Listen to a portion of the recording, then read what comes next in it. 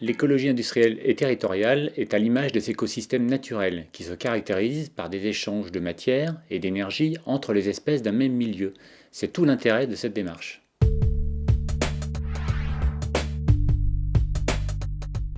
Le concept existe depuis une quarantaine d'années, mais ne commence à se développer en France que depuis quelques années. L'écologie industrielle et territoriale est l'un des 7 piliers de l'économie circulaire, porté par la plupart des territoires. C'est pourquoi cette démarche se développe actuellement un peu partout.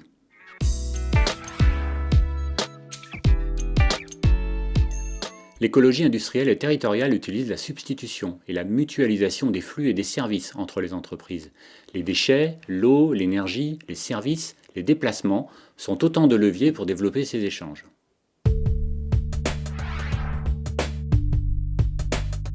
Toutes les entreprises peuvent être concernées, mais les potentiels sont plus importants auprès des industriels qui gèrent davantage de flux.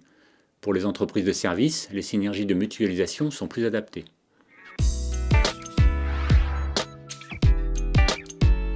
Dans écologie industrielle, il y a bien sûr écologie.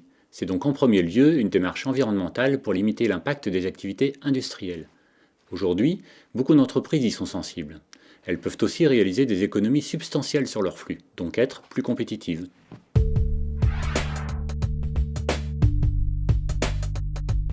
Alors généralement, ce sont les collectivités qui sont à l'initiative de ces actions, qui s'inscrivent dans leur politique d'économie circulaire. Elles financent alors des études de flux, mais peuvent aller au-delà.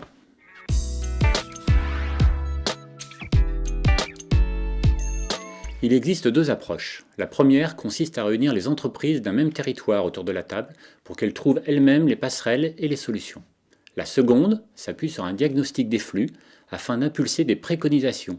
Cette démarche peut être portée par un bureau d'études et c'est la méthode qu'Elsimaï a développée, par exemple, avec le Grand Port Maritime de La Rochelle.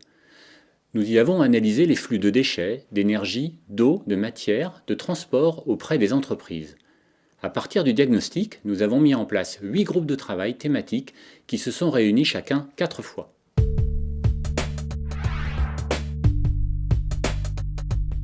Tout dépend des actions.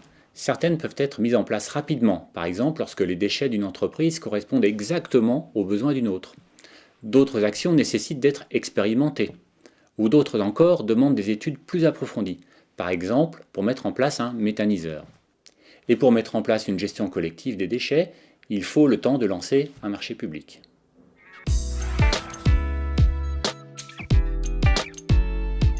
Alors à mon sens, il y a plusieurs critères qui contribuent à la réussite d'un projet d'écologie industrielle et territoriale.